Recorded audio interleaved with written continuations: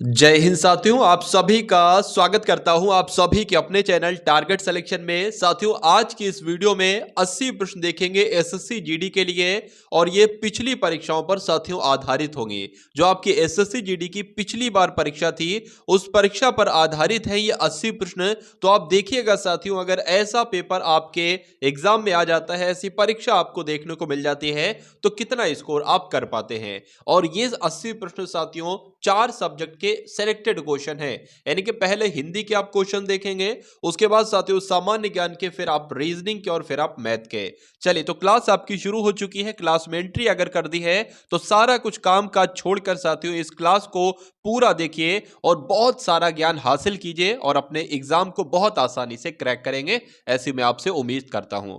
तो पहला प्रश्न आपकी स्क्रीन पर है, इसका राइट आंसर बताने की कोशिश कीजिए कि सही वर्तनी वाला शब्द कौन सा, यानी कि 4 ऑप्शन आपकी स्क्रीन पर है। और यहां पर अगर बात करें माखन चोर लिखा हुआ है, तो क्या माखन चोर होता है? नहीं होता है। माखन चोर भी नहीं होता है, मक्खन चोर भी नहीं होता है। साथियों, माखन चोर कैसे लिखा जाता है? जैसे आपका ऑप्शन नंबर डी में लिखा हुआ है। उसके बाद देखिए, ये एक मुहावरा है साथियों, गूलर का फूल। तो गूलर का फूल होने का मतलब क्या होता है? मतलब इसका साथियों क्या होता है? दुर्लभ होना इसका मतलब होता है।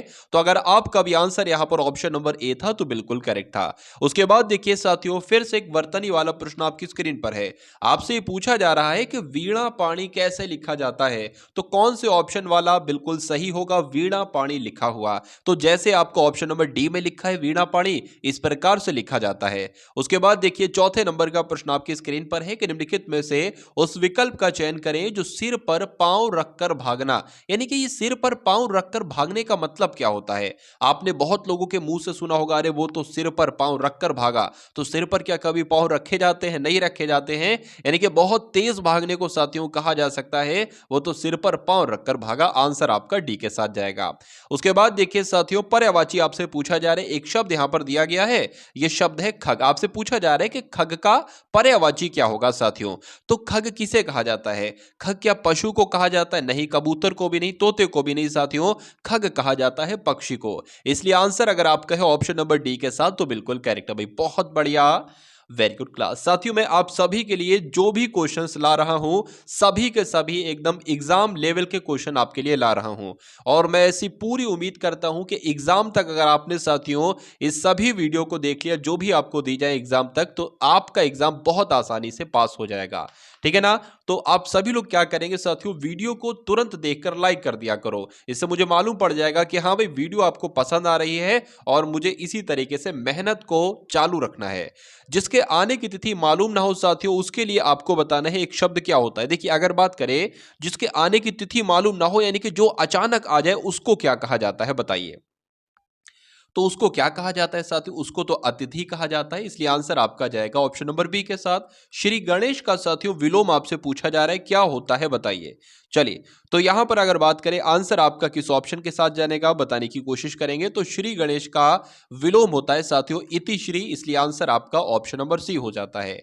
उसके बाद देखिए, नीचे दिए गए वाक्यांशों के लिए सही विकल्प का चयन कीजिए जिसे जिस तक ना पहुंचा जा सके। तो जिस तक ना पहुंचा जा सके उसको क्या कहा जाता है साथियों? उसको तो अगम्य कहा जाता है। तो आंसर आपका ए के साथ जाएगा। निम्नलिखित शब्दों में से स्त्रीलिंग शब्द का चयन कीजिए। इसमें से कौन सा साथियों स्त्रीलिंग शब्द है आपसे पूछा जा रहा है, बताइए। कि जी किसी भी शब्द के साथ साथियों अगर कैसा आ जाए, ऑटोमेटिक कैसा आ जाएगा? किसी भी शब्द को बोलो। आदमी कैसा है, आदमी के साथ कभी कैसी का इस्तेमाल थोड़ी ना करोगे। तो जिसके साथ कैसा आ जाए वो पुल्लिंग होगा और जिसके साथ साथियों कैसी आ जाए वो आपका स्त्रीलिंग शब्द होगा। तो स्थापना कैसी है, तो कैसी आया ये स्त्रीलिंग हो गया और यही आपसे पूछा गया था। स्वदेश कैसा है, अध्याय कैसा है, अपराध कैसा है, ये आपके नीचे तीनों वाले जो है ना वो पुल्लिंग हो जाएगा। स्वदेश कैसा है, अध्याय कैसा है, लेकिन स्थापना यहां पर साथियों आपका एक स्त्रीलिंग शब्द हो जाएगा। निम्नलिखित में से उस विकल्प का चयन करें जो त्रिशंकु होना मुहावरे का मतलब आपको बता रहा है। तो त्रिशंकु होना ये एक मुहावरा है, इसका मतलब आपसे पूछा जा रहा है अधर में लटकना, सब जगह रहने वाला, इधर उधर होना या शंकालु होना। तो कहा जा सकता है साथियों अधर में लटकने को क्या कहा जा सकता है, त्रिशंकु होना कहा जा सकता है। आंसर आपका ए के साथ जाएगा। निम्नलिखित, अब उसके बाद यहां पर अगर बात करें ना तो निम्नलिखित प्रत्येक शब्द के लिए उसके नीचे दिए गए विकल्पों में से विलोम शब्द, यानी कि आपको साथियों विलोम बताना है। किस शब्द का विलोम बताना है? इहलोक का बताना है कि विलोम क्या होता है साथियों, बताइए। तो इहलोक का विलोम जो होता है ना साथियों वो परलोक होता है, इसलिए आंसर आपका अगर ऑप्शन नंबर बी के साथ तो बिल्कुल करेक्ट है। धरती का समानार्थी शब्द अब आपसे पूछा जा रहा है साथियों। देखिए धरती का समानार्थी शब्द चंचला नहीं होगा, विपुला नहीं होगा, सरसी भी नहीं होगा, क्या होगा? अचला होगा।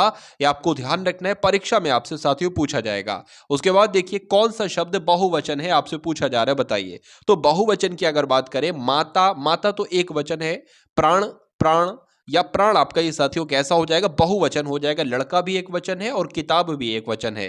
तो जिनका आंसर यहां पर बी है बिल्कुल करेक्ट है। उसके बाद देखिए पुरस्कार का विलोम क्या होगा, ये आपसे पूछा जा रहा है साथियों, बताइए। पुरस्कार का मतलब यानी कि जब कोई अच्छा काम करता है तो उसको पुरस्कार दिया जाता है, लेकिन जब कोई गलत काम किया जाता है तो उसको साथियों उसका तिरस्कार होता है। यानी कि पुरस्कार का विलोम अगर पूछे तो तिरस्कार बताना, और तिरस्कार का विलोम अगर पूछे तो पुरस्कार बताना। ये दोनों पॉइंट आपको ध्यान रखना है। उसके बाद देखिए कि निम्नलिखित वाक्यांशों के लिए एक शब्द का चयन कीजिए, यानी कि जिसकी स्त्री मर गई हो उसको क्या कहा जाएगा, ये आपसे साथियों पूछा जा रहा है, बताइए।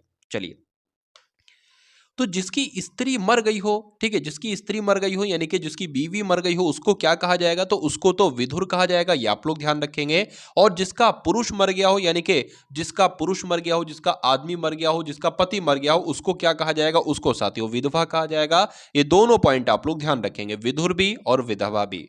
कुर्सी तोड़ना, मुहावरे का मतलब क्या? पहले साथियों क्या होता था कि सरकारी नौकरी मिल जाती थी ना तो कहा जाता कि अब तो भाई आप कुर्सी तोड़ोगे, लेकिन अब वो जमाना नहीं रहा साथियों। अब सरकारी नौकरी में भी मेहनत करना पड़ती है, ठीक है। कुर्सी तोड़ना अब वो चीज नहीं रही। तो कुर्सी तोड़ना एक मुहावरा है, इसका मतलब क्या होता? मेहनत ना करना। इसलिए आंसर आपका जाएगा ऑप्शन नंबर ए के साथ। तो जिनका आंसर यहां पर ए है बिल्कुल करेक्ट भाई, बहुत बढ़िया, वेरी गुड क्लास। चलिए उसके बाद देखिए अगले नंबर का प्रश्न है कि निम्नलिखित में से कौन सा शब्द अशुद्ध लिखा हुआ है, यह आपसे पूछा जा रहा है, बताइए। तो इसमें से कौन सा शब्द साथियों अशुद्ध लिखा हुआ है बताने की कोशिश करेंगे। अगर बात करें अनुकंपा तो बिल्कुल सही लिखा हुआ है। सन्यासी की अगर बात करें, ये सन्यासी मुझे यहां पर सही नहीं लग रहा है। सन्यासी साथियों इस प्रकार से लिखा जाता है, इस प्रकार से सन्यासी, ठीक है ना। वृक्षारोपण भी सही लिखा हुआ है, प्रतीक्षित भी सही लिखा हुआ है। लेकिन अगर बात करें अशुद्ध कौन सा है तो मैं आपको बता चुका हूं साथियों, ये सान्यासी लिखा है, जो कि कोई शब्द नहीं होता है। तो आंसर आपका अगर है ऑप्शन नंबर बी के साथ तो बिल्कुल करेक्ट है। उसके बाद देखिए युद्ध करने का इच्छुक को साथियों उसको क्या कहा जा सकता है, आपसे पूछा जा रहा है। योद्धा कहेंगे या योधे कहेंगे या युयुत्सा कहेंगे साथियों, या आपका युयुत्सु कहेंगे। तो क्या कहेंगे? युयुत्सु आपको ध्यान रखना है, यानी कि युद्ध की इच्छुक को, यानी कि युद्ध करने को इच्छुक जो हो साथियों उसको युयुत्सु कहा जाता है। आंसर आपका जाएगा ऑप्शन नंबर डी के साथ। और जिनका आंसर यहां पर डी है तो बिल्कुल करेक्ट भाई, बहुत बढ़िया, वेरी गुड क्लास। अब उसके बाद देखिए कौवा चला हंस की चाल, ये एक लोकोक्ति है और इस लोकोक्ति का आपको बताना है कि मतलब क्या होता है, बताइए। चलिए, बड़ों से प्रभावित होना, कौवा चला हंस की चाल, तो कोई मतलब नहीं निकल रहा है। असंभव प्रयास करना, यह भी नहीं होगा। हृदय परिवर्तन होना, यह भी नहीं हो रहा। अंधानुकरण करना, ये साथियों हम लोग कह सकते हैं कि कौवा चला हंस की चाल, अंधानुकरण करना। आंसर आपका डी के साथ जाएगा। उसके बाद देखिए कि इनमें से कौन सी वर्तनी सही नहीं है, यह आपसे पूछा जा रहा है साथियों, बताइए। तो इसमें से कौन सी वर्तनी अगर बात करें, देखिए सिद्धांत जैसे लिखा है ऐसे लिखा जाता है, उद्योग भी ऐसे लिखा जाता है, कर्तव्य भी ऐसे लिखा जाता है, लेकिन यहां पर ये क्या लिख दिया साथियों? कर्तव्य। कर्तव्य ऐसे नहीं लिखा जाता है जैसे आपको ऑप्शन नंबर बी में है ना, ऐसे लिखा जाता है। तो कुल मिला के यहां पर कौन से शब्द की वर्तनी सही नहीं थी? तो ऑप्शन नंबर ए वाले की वर्तनी सही नहीं थी और यही आपका राइट आंसर हो जाता है। तो ये तो थे साथियों हिंदी के 20 प्रश्न आपने देखे जैसे आपके एग्जाम में पूछे जाते हैं। अब उसी प्रकार आप लोग देखिए सामान्य ज्ञान के 20 प्रश्न, ये यहां पर 21 से लेकर 40 तक चलेंगे। उसके बाद 20 प्रश्न देखेंगे मैथ के और 20 प्रश्न देखेंगे रीजनिंग के। और 20 प्रश्न मैथ के और रीजनिंग के ऐसे मैं आपको समझाऊंगा, इस तरीके से मैं आपको समझाऊंगा, यानी कि कोई लंबा मेथड नहीं, बहुत, यानी कि जिन टीचर्स ने मैथ को और रीजनिंग को बहुत हवा बना के रखा है साथियों, बहुत लंबे लंबे कॉन्सेप्ट आपको समझाते हैं और आप डर जाते हो, तो आज साथियों आपका वो डर भी मैं निकाल दूंगा जड़ से। चलिए, तो गायत्री मंत्र का सबसे पहले उल्लेख अगर बात करें तो किस ग्रंथ में मिलता है, तो किस ग्रंथ में मिलता है साथियों? ऋग्वेद में मिलता है। आंसर आपका ऑप्शन नंबर ए हो जाता है। सैटेलाइट लॉन्चिंग स्टेशन ये कहां पर स्थित है बताइए? तो ये कहां पर स्थित है? आप लोग ध्यान रखेंगे, श्रीहरिकोटा में स्थित है, इसलिए आंसर आपका ए हो जाता है। पुलित्जर पुरस्कार साथियों किस क्षेत्र से संबंधित है? यानी कि पुलित्जर पुरस्कार जो दिया जाता है वो पत्रकारिता के क्षेत्र में दिया जाता है। आंसर आपका ऑप्शन नंबर ए हो जाता है। कबीर के गुरु का नाम साथियों क्या था, ये आपसे पूछा जा रहा है। तो कबीर के गुरु का नाम क्या था? रामानंद क्या था साथियों? कबीर के गुरु का नाम था। आंसर आपका सी हो जाता है। जहांगीर का मकबरा साथियों ये कहां पर स्थित है, आपसे पूछा जा रहा है। तो अगर आपसे एग्जाम में पूछा जाए कि जहांगीर का मकबरा कहां पर स्थित है, तो आंसर आपको क्या बताना है? लाहौर में स्थित है। आंसर आपका जाएगा ऑप्शन नंबर ए के साथ। देखिए, यहां पर अगर बात करें साथियों, आप सभी को मालूम है कि 4 विषयों से प्रश्न आपके बनेंगे एसएससी जीडी परीक्षा में। देखिए, मैंने साथियों सब कुछ तैयार कर दिया है, यानी कि आपको एसएससी जीडी का एग्जाम निकालना है। आप सिर्फ ये चाहते हो मुझसे, और मैं ये चाहता हूं कि आप सिर्फ एसएससी जीडी का एग्जाम निकालो और बहुत अच्छे से निकालो, यानी कि जब एग्जाम आप देकर आओ तो आपको कट ऑफ की टेंशन नहीं होना चाहिए। ठीक है, आपको फुल कॉन्फिडेंस होना चाहिए कि टारगेट सिलेक्शन वाले चैनल ने मुझे इतना पढ़ा दिया है, इतना निपुण बना दिया है कि जो भी कंटेंट आएगा 90% साथियों पूरा पेपर इन्हीं सभी क्लासेस में से आएगा। तो अगर बात करें साथियों, आपको एक पॉइंट ध्यान रखा है, मैं आपको जो भी क्वेश्चंस करा रहा हूं, अगर बात करें हिंदी के, बात करें सामान्य ज्ञान के, मैथ के, रीजनिंग के, जितना मैंने आपको पढ़ाया है और इतना इसमें से जितना आएगा, लगभग जितना भी आए 90%, 92%, तो ये आपका गलत नहीं होना चाहिए। अगर यही प्रश्न साथियों एग्जाम में आपको देखने को मिले और यही प्रश्न आपने गलत कर दिए, तो ये गलती साथियों मेरी नहीं होगी, क्योंकि मैं आपके लिए पूरी कोशिश कर रहा हूं कि 90% से ज्यादा ही एग्जाम में फंसे। यानी कि अगर 80 प्रश्न है ना, तो 80 में से कोशिश मैं ये करूंगा साथियों लगभग 70 क्वेश्चन के आसपास आपका टारगेट साथियों होना चाहिए, और ये टारगेट आप लेकर रहोगे। चलिए, तो जो आपको साथियों पढ़ाया जा रहा है उसको बहुत ध्यान से पढ़िए। जो भी क्लास आपको इस चैनल के माध्यम से दी जाए उसको बहुत ध्यान से कीजिए और सभी क्वेश्चंस को अपने मनोमस्तिष्क में कीजिए। यही तरीका होता है एग्जाम को क्रैक करने का। 38वीं समानांतर रेखा की अगर बात करें तो ये किन दो देशों को विभाजित करती है, ये आपसे पूछा जा रहा है। तो उत्तर कोरिया और दक्षिण कोरिया ये दो ऐसे देश हैं जिनको साथियों एक रेखा है जो विभाजित करती है। उस रेखा का नाम क्या है? तो 38वीं समानांतर रेखा है। आंसर आपका बी के साथ है, तो बिल्कुल करेक्ट है। उसके बाद देखिए, संविधान का कौन सा अनुच्छेद राज्य सरकार को ग्राम पंचायत के संगठन का निर्देश देता है बताइए? तो कौन से अनुच्छेद की बात चल रही है? अनुच्छेद 40 की बात चल रही है, इसलिए आंसर आपका ऑप्शन नंबर बी हो जाता है। निम्न में से किस राज्य में काली मिट्टी पाई जाती है? बहुत इंपॉर्टेंट क्वेश्चन साथियों हैं। तो अगर बात करें साथियों, गुजरात में भी काली मिट्टी पाई जाती है, मध्य प्रदेश में भी पाई जाती है और महाराष्ट्र में भी पाई जाती है। तो आंसर आपका किस ऑप्शन के साथ जाएगा? डी के साथ जाएगा। भारत में तंबाकू का सबसे ज्यादा साथियों उत्पादन कहां पर किया जाता है बताइए? चलिए, तो यहां पर अगर बात करें सबसे ज्यादा उत्पादन कहां पर किया जाता है तंबाकू का, तो आंध्र प्रदेश में किया जाता है। राइट आंसर आपका बी के साथ जाएगा। जमींदारी उन्मूलन के लिए संसद में प्रथम संविधान संशोधन किस वर्ष हुआ था? तो यहां पर साथियों अगर एग्जाम में आपसे पूछा जाए कि संविधान में पहला संशोधन साथियों कब हुआ था, तो 1951 में हुआ था। यह आपको ध्यान रखना है साथियों, जमींदारी उन्मूलन के लिए। आंसर जिनका यहां पर ए है तो बिल्कुल करेक्ट है। उसके बाद देखिए कि निम्न में से किसके उपग्रह सबसे ज्यादा हैं? तो सबसे ज्यादा साथियों किसके उपग्रह हैं साथियों? तो बृहस्पति के उपग्रह सबसे ज्यादा है। आंसर आपका सी के साथ जाएगा। उसके बाद देखिए, डीजल की गुणवत्ता किसके द्वारा साथियों व्यक्त की जाती है? एग्जाम में साथियों प्रश्न आपसे बनेगा, तो आंसर आपका किस ऑप्शन के साथ जाना चाहिए? आप लोग यहां पर ध्यान रखेंगे, C10 संख्या के द्वारा जो है ना वो डीजल की गुणवत्ता को साथियों व्यक्त किया जाता है। आंसर आपका ए के साथ। चलिए, भारतीय उपमहाद्वीप मूल रूप से निम्न में से किस एक विशाल भूखंड का हिस्सा है, यह आपसे साथियों पूछा जा रहा है। तो किसका हिस्सा है? गोंडवाना लैंड का है, यानी कि जो भारतीय उपमहाद्वीप है ना साथियों, ये किस भूखंड का हिस्सा है? तो गोंडवाना लैंड का हिस्सा है क्या? भारतीय उपमहाद्वीप। ये आप लोग ध्यान रखेंगे, अच्छा क्वेश्चन है और इंपॉर्टेंट क्वेश्चन भी है। आपसे पूछा जा रहा है साथियों, नाबार्ड क्या है? नाबार्ड का नाम आपने सुना होगा, 1982 में जिसकी स्थापना हुई थी। एक तरीके से साथियों ये क्या है? ये एक बैंक है, ये आपको ध्यान होना चाहिए, यानी कि मालूम होना चाहिए। आंसर आपका जाएगा ऑप्शन नंबर बी के साथ। उसके बाद देखिए साथियों, अगले नंबर नंबर का प्रश्न आपके स्क्रीन पर है कि सिलिकॉन वैली इनमें से किसके लिए प्रसिद्ध है, बताइए। तो सिलिकॉन वैली की अगर बात करें नदी घाटी के लिए, कंप्यूटर सॉफ्टवेयर के लिए, पर्यावरण संरक्षण के लिए, सिलिकॉन उत्पादन के लिए, बताइए। चलिए, तो यहां पर आपका आंसर साथियों किस ऑप्शन के साथ जाएगा बताने की कोशिश करेंगे आप सभी लोग, बताइए। सिलिकॉन वैली साथियों किसके लिए अगर बात करें तो आप लोग ध्यान रखेंगे, सिलिकॉन वैली जो है ना वो कंप्यूटर सॉफ्टवेयर के लिए प्रसिद्ध है। आंसर आपका जाएगा ऑप्शन नंबर साथियों बी के साथ। साहित्य अकादमी ये कहां पर स्थित है, मोस्ट इंपॉर्टेंट क्वेश्चन आपकी स्क्रीन पर है। तो आप लोग यहां पर ध्यान रखेंगे कि साहित्य अकादमी साथियों नई दिल्ली में स्थित है। आंसर आपका ऑप्शन नंबर ए जाएगा। साहित्य अकादमी कहां पर साथियों, नई दिल्ली में। उसके बाद देखिए सरदार स्वर्ण सिंह समिति की अनुशंसा पर भारतीय संविधान में, यानी कि सरदार स्वर्ण सिंह समिति की सिफारिश पर संविधान में 42वें संविधान संशोधन के द्वारा किसे जोड़ा गया था। तो किसे जोड़ा गया था साथियों, मौलिक कर्तव्यों को जोड़ा गया था। आंसर आपका बी के साथ जाएगा। उसके बाद देखिए स्वतंत्र भारत में उत्तर प्रदेश के पहले विधानसभा के अध्यक्ष कौन थे, बहुत इंपॉर्टेंट क्वेश्चन साथियों ये है। तो राजर्षि पुरुषोत्तम दास टंडन का नाम आपको मालूम होना चाहिए, यूपी के प्रथम विधानसभा के अध्यक्ष थे। उसके बाद देखिए ग्रीन मफलर किस प्रदूषण से संबंधित है, बताइए। देखिए साथियों, अगर मैं आपको बताऊं, मैं उस पर फोकस नहीं कर रहा हूं। मैं आप अगर बात करें 100% एग्जाम मान लीजिए होता है, तो 100% की अगर बात करें 10% ऐसे क्वेश्चंस आते हैं साथियों, यानी कि 100 में से ऐसे क्वेश्चंस आते हैं जो किसी की भी समझ में नहीं आते हैं। मतलब बहुत एक तरीके के हार्ड लेवल के क्वेश्चंस होते हैं।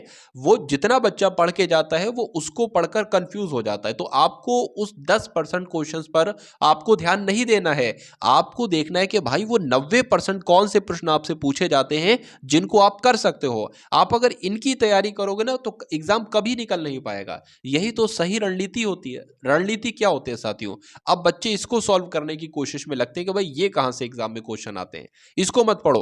अपने इस वाले पोर्शन को तगड़ा कर लो और ऐसा तगड़ा कर लो कि इन 90% में से जितने भी क्वेश्चन आएंगे मैं सारा करके आऊंगा। यानी कि अगर 90% क्वेश्चन आ रहे हैं ना तो 85% तो मैं साथियों करके आऊंगा। अगर 85 भी नहीं बनते तो 80% तो करके आऊंगा हर हालत में।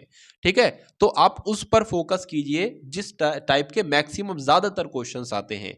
चलिए, अगर आप उन 10% क्वेश्चन को, 20% क्वेश्चन को नहीं भी करते हैं तो उससे कोई फर्क नहीं पड़ता।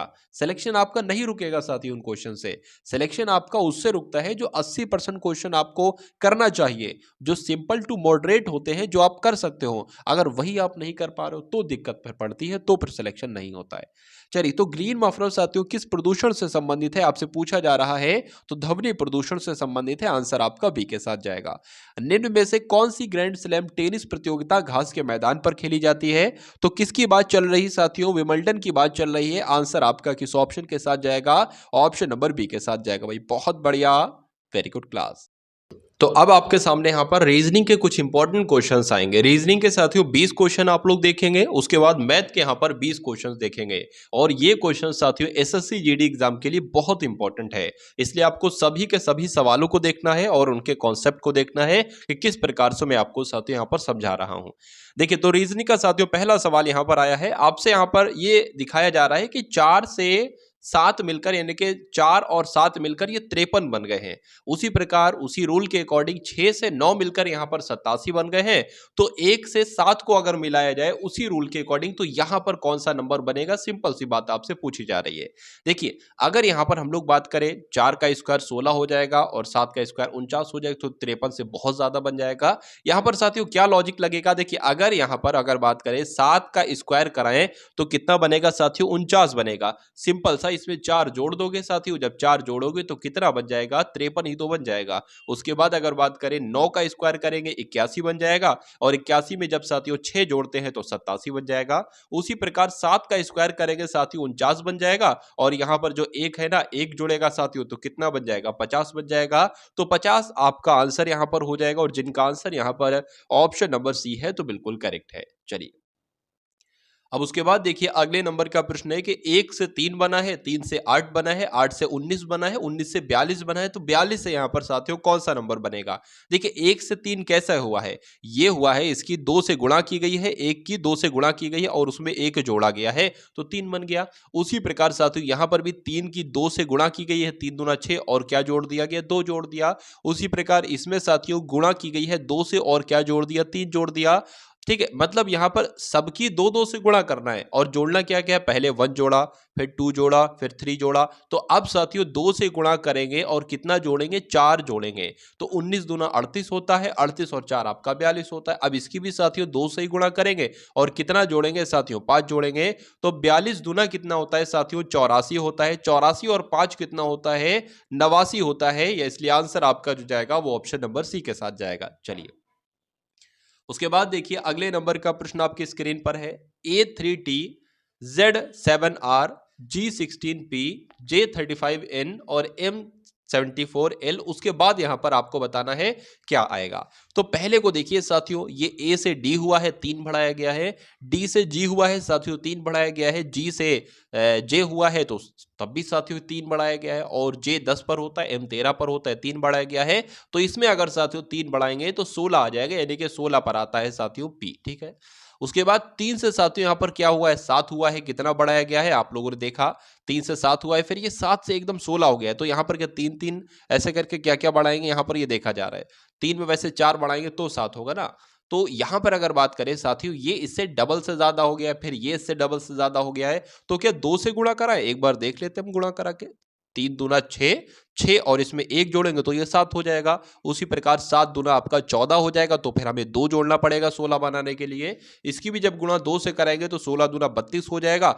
1 जोड़ा 2 जोड़ा तो जाहिर सी बात है साथियों अब 3 जोड़ेंगे 35 बनाने के लिए। अब 35 से 74 बनाने के लिए साथियों इसकी गुणा 2 से करेंगे, 35 दूना 70 होता है, और 3 जोड़ा तो अब जाहिर सी बात है 4 जोड़ेंगे। अब 74 की भी गुणा साथियों 2 से कराएंगे, और अब कितना जोड़ना पड़ेगा, 5 जोड़ना पड़ेगा। ठीक है, 3 जोड़ा 4 जोड़ा तो 5 जोड़ेंगे। तो 74 साथियों दुना कितने होते हैं, 148 होते हैं, और 5 अगर इसमें जोड़ दिया जाए तो साथियों कितने हो जाएंगे, 153 हो जाएंगे। ये आपको ध्यान रखना है। तो यहां पर साथियों 153 कहीं पर आ रहा है, 153 एक ही ऑप्शन में आ रहा है, तो ऑप्शन नंबर डी आपका राइट आंसर हो जाता है। ठीक है ना। अब अगर चेक करना हो तो आगे भी आप चेक कर सकते हैं। टी से आर हुआ यानी कि 2 की कमी हुई, आर से पी हुआ 2 की कमी हुई, तो यहां पर भी साथियों 2 की कमी ही हो रही है। उसके बाद देखिए अगले नंबर का प्रश्न है कि 1 से 3 हुआ। ये तो साथियों पिछला वाला क्वेश्चन आ गया, ये वाला। चलिए कोई बात नहीं, इसको स्किप कर देते हैं। अब उसके बाद देखिए साथियों डायरेक्शन का क्वेश्चन आपकी स्क्रीन पर है। तो यहां पर साथियों है कि नरेंद्र उत्तर की ओर 12 किलोमीटर चलता है। तो नरेंद्र को क्या 12 किलोमीटर चला दे साथियों उत्तर की ओर, बिल्कुल चलाना पड़ेगा। तो आपको मालूम होना चाहिए उत्तर 4 दिशाएं होती हैं। आप एग्जाम हॉल में बैठे, मैं आपको हर बार बताता हूं, आप मान लीजिए एग्जाम हॉल में ये बैठे हैं, अगर क्वेश्चन में उत्तर की तरफ चलाना है तो ऊपर की तरफ चलाना है, उत्तर आपका ये हमेशा होगा। उसके बाद दक्षिण की तरफ चलाना है तो नीचे की तरफ चलाना है, और पूर्व की तरफ तो इधर चलाओगे, और साथियों पश्चिम की तरफ तो इधर चलाओगे। कहा जा रहा है कि नरेंद्र उत्तर की तरफ 12 किलोमीटर चलता है, तो 12 किलोमीटर साथियों हमने उत्तर की तरफ चला दिया। फिर पश्चिम की ओर साथियों 10 किलोमीटर चलता है, पश्चिम किधर है, इधर है ना, तो पश्चिम आपका 10 किलोमीटर मैंने यहां पर चला दिया। उसके बाद कहा जा रहा है कि और 12 किलोमीटर दक्षिण की तरफ चलता है, यानी कि 12 किलोमीटर चलेगा, तो यहीं पर साथियों आ जाएगा। उसके बाद वह उस बिंदु से कितना दूर है जहां से उसने चलना प्रारंभ किया था, यानी कि पूछा जा रहा है यहां से कितनी दूरी है। तो जब 10 दूरी ये है तो 10 दूरी साथियों ये भी होगी। तो आंसर आपका किस ऑप्शन के साथ जाएगा, ऑप्शन नंबर डी के साथ जाएगा, 10 किलोमीटर। आंसर अगर आपका है ऑप्शन नंबर डी के साथ तो बिल्कुल करेक्ट है। उसके बाद देखिए नेक्स्ट नंबर का क्वेश्चन आपकी स्क्रीन पर है। चलिए यहां पर अगर बात करें ना साथियों कि यदि रीजन को सांकेतिक भाषा में 5 लिखा जाता है, बिलीव्ड को सांकेतिक भाषा में 7 लिखा जाता है, तो गवर्नमेंट को साथियों क्या लिखा जाएगा, इतना सवाल आपसे पूछा जा रहा है। तो ऐसे कैसे बन गया साथियों, देखिए यहां पर लेटर तो 6 हैं लेकिन यहां पर 5 लिखा रहा है। यहां पर लेटर कितने, 1 2 3 4 5 6 7 8, 8 लेटर है, 7 लिखा जा रहा है। मतलब जितने लेटर होंगे उससे एक कम करके लिखा जाएगा। तो मेरे हिसाब से साथियों कितने लेटर है, 1 2 3 4 5 6 7 8 9 10, 10 लेटर है, तो एक कम करके अगर बात करें तो 9 लिखा जाना चाहिए। क्या 9 ऑप्शन में है, तो बिल्कुल है साथियों। आंसर आपका जाएगा ऑप्शन नंबर सी के साथ। उसके बाद देखिए अगले नंबर का क्वेश्चन आपकी स्क्रीन पर है, देखिए और बताइए कि राइट आंसर यहां पर आपका क्या हो सकता है, बताइए। देखिए 15 और 19 से 34 बना है, 49 और 13 से 62 बना है, तो 36 और 26 से यहाँ पर क्या बनेगा? एक बार इनका टोटल करके देखिए, सबसे पहले जोड़ ही करके देख लिया करिए। 9 और 5 साथियों कितने होते हैं? 14 होते हैं, ठीक है ना? उसके बाद साथियों 1, 1, 1 और यहाँ पर 3 हो जाएंगे, तो ये तो साथियों जोड़ने पर 34 आ गया। इनका अगर जोड़ करते हैं 49, यानी कि 9 और 4 आपके कितने, 9 और 3 आपके साथियों कितने होते हैं? 12 होते हैं, और 5 और 6 आपका 62 हो जाएंगे, तो ये भी मिल गया। यानी कि इसका भी साथियों जोड़ ही करना होगा। 6 और 6 आपके 12 हो जाएंगे, और आपके 3 और 3 आपके 6 हो जाएंगे, तो 62 आपका आंसर आ जाएगा, जो कि कौन से ऑप्शन में है? ऑप्शन नंबर सी वाले में, और यही आपका बिल्कुल करेक्ट आंसर है भाई। बहुत बढ़िया, वेरी गुड क्लास। साथियों रीजनिंग में तो मैं आपको ऐसा बना दूंगा जैसा कोई भी टीचर आपको नहीं बना सकता। इतनी मैं आपको प्रैक्टिस करवा दूंगा, हर टाइप का क्वेश्चन आपको करवा दूंगा कि जब एग्जाम हॉल में साथियों आप लोग जाएंगे, तो एक एसएससी जीडी के लिए एक ऐसा सिंगल क्वेश्चन भी नहीं होगा जो आपको आए ना, जो आप कर ना सको। ठीक है, हर सवाल आपका जाना पहचाना ही होगा टारगेट सिलेक्शन के माध्यम से। ठीक है, तो बहुत अच्छे से आपको पढ़ाई करना है जब तक एग्जाम है, जब तक आपकी क्लास चलेगी। ठीक है साथियों, चलिए तो अंग्रेजी वर्णमाला में बाईं ओर से, मैं आपको हर बार बताता हूं साथियों, आपका जो सीधा हाथ होता है, कुछ लोगों को नहीं मालूम होता, इसलिए मैं बार बार रिवीजन करा देता हूं। जो सीधा हाथ होता है वो दायां कहलाया जाता है, और जो उल्टा हाथ होता है साथियों, वो क्या कहलाया जाता है? वो बायां कहलाया जाता है। ये दो बातें आपको ध्यान रखना है, मैं आपको बताता हूं हर बार। देखिए यहां पर अगर बात करें अंग्रेजी वर्णमाला में बाईं ओर से, अब मान लीजिए ये हमने साथियों लेटर्स लिखे, ए है, बी है, सी है, कहां तक लिखेंगे? ये हम जेड तक मान लीजिए लिखेंगे। अगर आपसे कहा जाए दाईं ओर से चलाना है, तो आप जेड से चलाओगे इसकी तरफ, ए की तरफ। अगर आपसे कहा जाए बाईं ओर से चलाना है, तो आप इस तरफ से चलाओगे, जेड की तरफ। ठीक है, इसमें कहा गया अंग्रेजी वर्णमाला में बाईं ओर से 15वें ओर, तो बाईं ओर से 15वां क्या हो जाएगा? बाईं ओर से 15वां ऐसे यहां पर चलेंगे तो 15वां नंबर यहां पर आ जाएगा, और 15 पर साथियों ओ होता है। उसके बाद कहा गया है कि बाईं ओर से 15वें और दाईं ओर से 10वां, तो दाईं ओर से यानी कि जेड की तरफ से चलाना है। जेड की तरफ से अगर 10वां होगा तो कौन सा होगा? हमें नहीं पता है, मान लीजिए, तो हम क्या करेंगे? 27 में से 10 घटा देंगे। अगर यहां पर कहा जाता कि दाईं ओर से 20वां अक्षर कौन सा होगा, या दाईं ओर से छठा अक्षर कौन सा होगा, तो 27 में से 6 घटाते, तो यहां पर साथियों 17 हो जाएगा। यानी कि जब हम दाईं ओर से 10वें नंबर तक पहुंचेंगे ना, कि जेड 1 हो गया, वाई 2 हो गया, एक्स 3 हो गया, ऐसे करके साथियों 17 नंबर पर हम पहुंचेंगे, और 17 पर होता है क्यू। उसके बाद लिखा है तो उनके ठीक बीच में कौन सा अक्षर होगा? तो 15 और 17 के बीच में साथियों 16 नंबर होता है, और 16 पर होता है साथियों पी। इसलिए कहा जा रहा है कि उनके अक्षर के ठीक बीच में कौन सा अक्षर होगा? तो पी होगा साथियों। इसलिए आंसर आपका जाएगा ऑप्शन नंबर बी के साथ, और जिनका आंसर यहां पर बी है तो बिल्कुल करेक्ट है। उसके बाद देखिए नेक्स्ट नंबर का क्वेश्चन आपकी स्क्रीन पर है, आपसे पूछा जा रहा है साथियों, बताइए। यहाँ पर अगर बात करें कि निम्न में से उस आरेख को चुनना है जो दिए गए वर्गों के बीच संबंध को सही तरीके से दर्शाता है, यानी कि गहने सोना और चांदी है, तो सोना और चांदी क्या गहने के अंतर्गत आते हैं साथियों? कौन सा यहाँ पर बिल्कुल सही होगा, ये आपको बताना है, बताने की कोशिश करेंगे। राइट आंसर इसका क्या होगा, बताइए। देखिए यहाँ पर अगर बात करें ना, कि हर सोना चांदी गहना नहीं होता है। कुछ सोने के बिस्किट भी होते हैं, तो जो सोने के बिस्किट होते हैं वो थोड़ी ना साथियों कहलाएंगे गहना। तो अगर बात करें साथियों, मान लीजिए ये गहने हो गए, ठीक है ना, और ये जो है ना, ये आपका चांदी हो गया, और इतनी चांदी गहने के अंतर्गत आ जाएगी। ठीक है, और मान लीजिए ये आपका क्या होगा? ये आपका सोना हो गया, इतना सोना आपका गहने के अंतर्गत आ जाएगा। क्या पता अब ये बिस्किट है, सोने के बिस्किट है, या सोने का कुछ भी, जरूरी थोड़ी ना सब हर सोना गहना नहीं होता है, हर चांदी गहना नहीं होता है। इसलिए जो बनेगा ना साथियों आरेख, वो ये बनेगा। और ऐसा कहां पर बना हुआ है? ऑप्शन नंबर सी बना हुआ है। बहुत सारे लोग ऑप्शन नंबर डी को लगाएंगे, ऑप्शन नंबर डी जो कि साथियों गलत हो जाएगा। अब उसके बाद देखिए नेक्स्ट नंबर का क्वेश्चन आपकी स्क्रीन पर है, बताइए। चलिए देखिए, बहुत ध्यान से देखेंगे साथियों। मीनू कल्पना से लंबी है लेकिन पूर्वी से नाटी है। गीता प्राची से नाटी है, और प्राची उतनी लंबी नहीं है जितनी कल्पना लंबी है। यदि ये सभी ऊंचाई के क्रम में खड़ी हो, तो इनमें से मध्य में कौन होगा, यानी कि बीच की आपसे पूछी जा रही है। तो जो जो कहा जा रहा है वो आप कर लो। मीनू कल्पना से लंबी है, यानी कि मीनू जो है वो कल्पना से लंबी है, तो मीनू को हम साथियों यहां पर रखेंगे। ठीक है, मीनू कल्पना से लंबी है, तो कल्पना जाहिर सी बात है उसके नीचे आ जाएगी। उसके बाद कहा है लेकिन पूर्वी से नाटी है।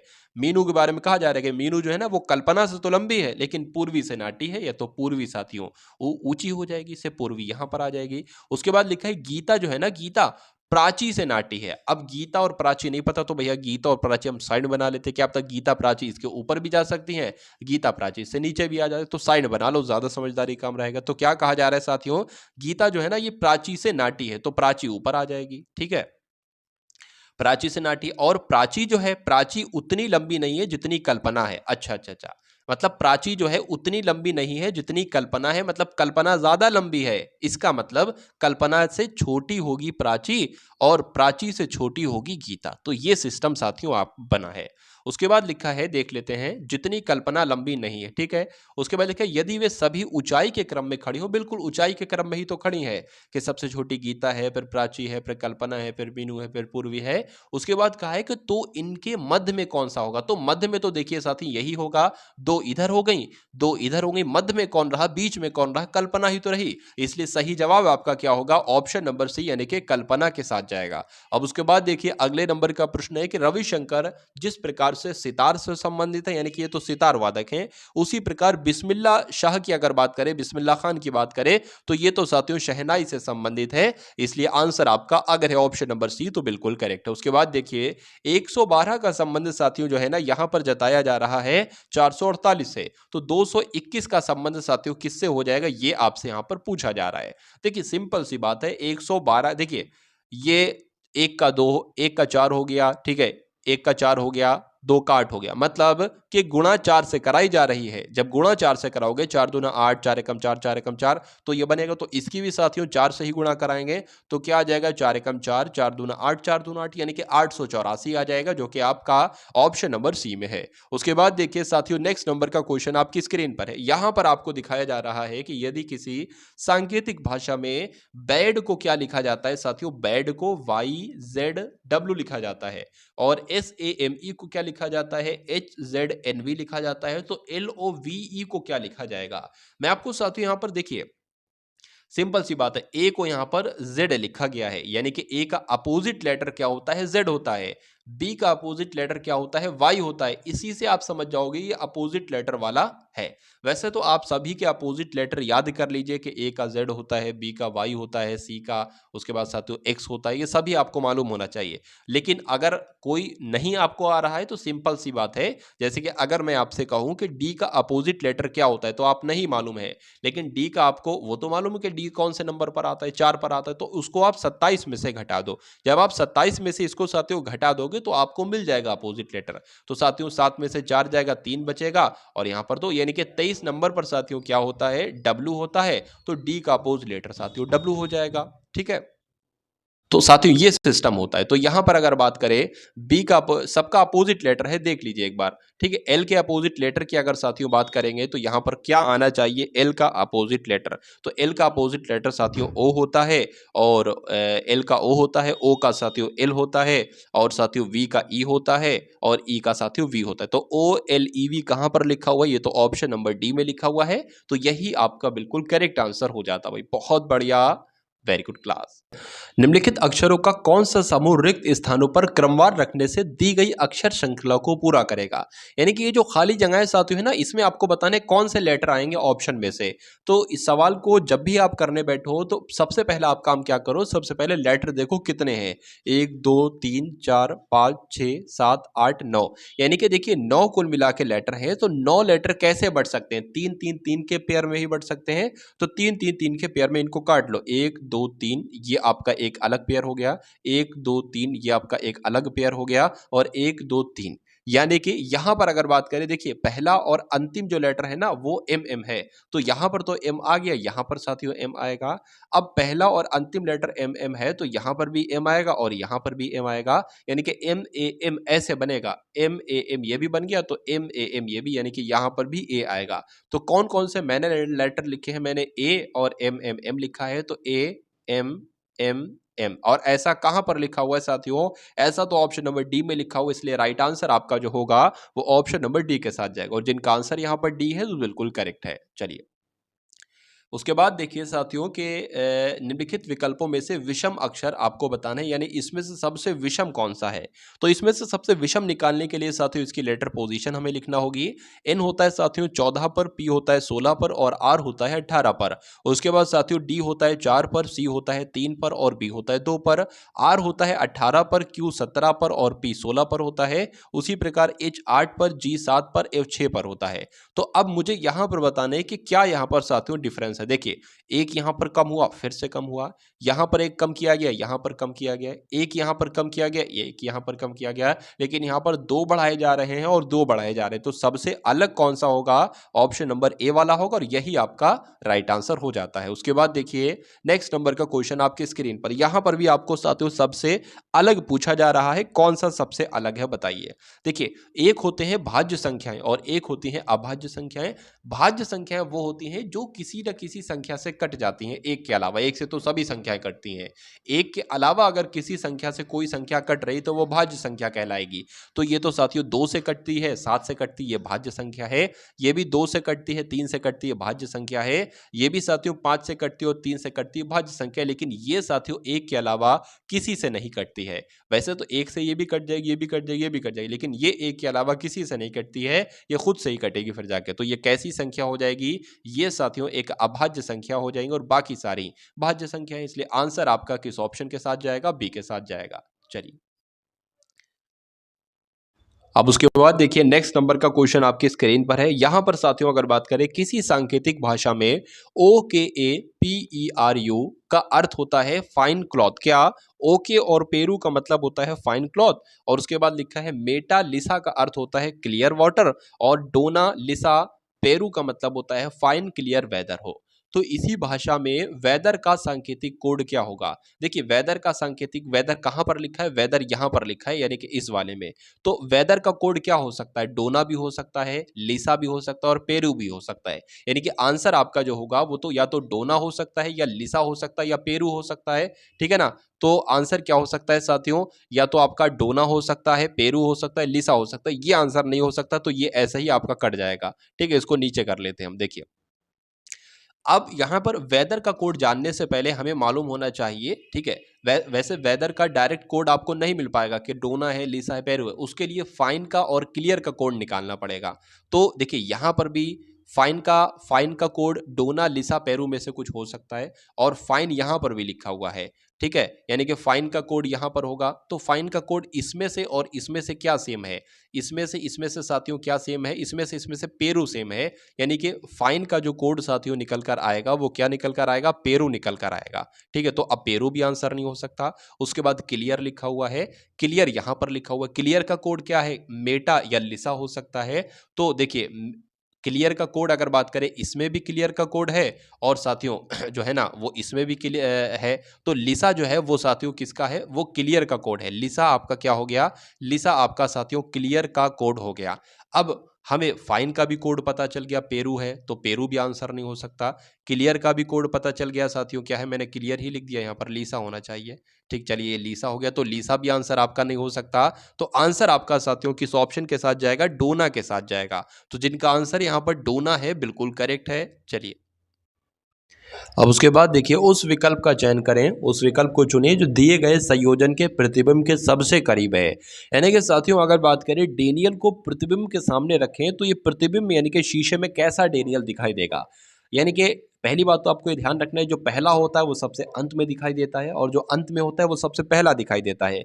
तो एल कैसा दिखाई देगा? एल साथियों इस प्रकार का दिखाई देगा। उसके बाद ई कैसा दिखाई देगा? ई साथियों इस प्रकार का दिखाई देगा। उसके बाद अगर बात करें आई जैसा दिखाई दे रहा है, आई वैसा ही दिखाई देगा। एन कैसा दिखाई देगा? एन ऐसा दिखाई देगा। सॉरी, एन एन की अगर बात करते हैं तो एन कैसा दिखाई देगा? एन ऐसा दिखाई देगा। ठीक है, तो ये साथियों एन हो गया और ए जैसा दिखाई देता है ए वैसा ही दिखाई देगा और डी कैसा दिखाई देगा? इस प्रकार का कुछ डी दिखाई देगा। तो ऐसा साथियों कौन से ऑप्शन में है? ऐसा तो मुझे कोई ऑप्शन नहीं दिख रहा है, सब में डी डी किसी में है ही नहीं, जी जी है वो है। तो इसमें से हो सकता हो साथियों ऑप्शन कुछ गलती हो गई हो। तो कुल मिला के जैसे मैंने आपको बताया है ना, वैसे आपको ध्यान रखना है। अगर कोई भी वर्ड आपको दे दिया जाए और पूछा जाए ये प्रतिबिंब के सबसे करीब हो, यानी कि प्रतिबिंब में ये कैसा दिखाई देगा, तो जैसा मैंने आपको रूल बताए हैं वैसे आपको ध्यान रखना है। यानी कि जो पहला वाला होगा वो सबसे अंत में दिखाई देगा, जो अंत में होगा वो सबसे पहला दिखाई देना और सब सारे लेटर्स को पलट दो, ठीक है। लेकिन कुछ लेटर ऐसे होते हैं जिनको पलटने पर भी साथियों वो सेम ही दिखाई देते हैं। उसके बाद देखिए इस श्रृंखला में गलत संख्या का साथियों आपको बताना है कौन सी गलत संख्या है। यानी कि 30 है, उसके बाद 27 है, मतलब 3 कम की गई है। उसके बाद 27 से 36 हो गई, यानी कि 9 बढ़ा दी गई है। 36 से एकदम साथियों 45 हो गई है, यानी कि 9 बढ़ा दी गई है। और 45 से साथियों 72 हो गई, यहाँ पर तो बहुत ही बढ़ा दी गई है, ठीक है। तो यहाँ पर साथियों अगर बात देखिए, एक चीज यहाँ पर निकल कर आ रही है, 7 और 2 कितना होता है, 9 होता है। 4 और 5 कितना होता है, 9 होता है। 3 और 6 कितना होता है, 9 होता है। 7 और 2 कितना होता है, 9 होता है। लेकिन 3 और 0 साथियों 3 होता है। तो श्रृंखला में गलत संख्या कौन सी है, तो मेरे हिसाब से तो साथियों 30 जो है ना, ये संख्या गलत है, इसलिए यही आपका आंसर हो जाएगा। और 30 कौन से ऑप्शन में है, तो 30 साथियों ऑप्शन नंबर ए में है साथियों, यही आपका राइट आंसर है। उसके बाद देखिए नीचे एक ही पासे के 4 प्रारूपों को दर्शाया गया है। इस पासे के 2 बिंदुओं वाले फलक के सामने विपरीत फलक पर कितने बिंदु होंगे, यानी कि जहां पर 2 लिखा है ना, उसका विपरीत फलक पर कितने बिंदु होंगे। सिंपल सा प्रश्न आपसे ये साथियों पूछा जा रहा है, बताइए। चलिए देखिए, सॉरी, एक तो 2 की अगर बात करें तो 2 यहां पर लिखा हुआ है, तो जाहिर सी बात है साथियों 2 का विपरीत फलक 3 भी नहीं हो सकता है और 5 भी नहीं हो सकता है, तो 5 भी आंसर नहीं हो सकता है। अगर 3 ऑप्शन में होता तो वो भी कट कर देते। 2 का विपरीत फलक साथियों 1 भी नहीं हो सकता है, तो अगर 1 ऑप्शन में होता तो उसको भी कट कर दे, और 3 नहीं है तो 3 भी साथियों गलत हो जाएगा। लेकिन ऐसे हमें आंसर नहीं मिला। अब अगर बात करते हैं साथियों यहाँ पर ना कि 2 एक तो यहां पर है साथियों, ठीक है, 2 का विपरीत फलक आपसे पूछा जा रहा है, ध्यान रखिए। अच्छा, एक ये यहां पर भी लिखा है और एक ये यहां पर भी लिखा है। कभी ऐसी कंडीशन आ जाए साथियों कि कोई नंबर एक सेम फलक पर लिखा हो, यानी कि एक यहां पर भी, एक बिंदु यहां पर भी है, एक बिंदु यहां पर भी है, यानी कि कहा जा सकता है कि 3 का अगर विपरीत आपसे पूछता तो 4 हो जाता, 2 का अगर विपरीत आपसे पूछे तो 6 हो जाएगा, और 2 का ही तो विपरीत पूछा है, तो 2 का विपरीत साथियों क्या हो जाएगा, 6 हो जाएगा। आंसर आपका जाएगा ऑप्शन नंबर डी के साथ। चलिए, उसके बाद देखिए नेक्स्ट नंबर का क्वेश्चन आपकी स्क्रीन पर है, यानी कि अब आपके सामने साथियों 20 प्रश्न तो हो चुके रीजनिंग के, अब 20 क्वेश्चन हम लोग देखेंगे मैथ के साथियों, टॉप लेवल के एकदम सभी के सभी क्वेश्चंस हैं, और बहुत ध्यान से आप लोग देखिएगा।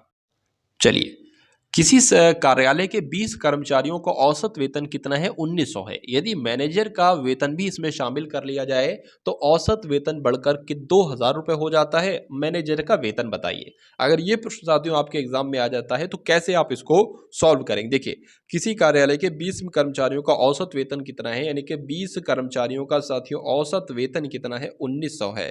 तो जाहिर सी बात है इन 20 कर्मचारियों का कुल मिला के वेतन कितना होगा, 19 दूना 38 हो जाएगा, यानी कि 38,000 जो है साथियों, ये क्या हो जाएगा, 20 कर्मचारियों का कुल मिला के वेतन हो जाएगा। उसके बाद कहा गया है कि यदि इसमें मैनेजर का वेतन भी शामिल कर लिया जाए, यानी कि अभी तक तो 20 लोग थे, अब कितने लोग हो गए, अब 21 लोग हो गए हैं, और जब 21 लोग हो गए हैं यानी कि उसका भी अगर मैनेजर का भी इसमें वेतन शामिल कर लिया जाता है तो औसत कितना हो जाता है, औसत बढ़कर 2000 हो जाता है। यानी कि पहले औसत 1900 था, अब कितना हो गया साथियों, 2000 हो गया।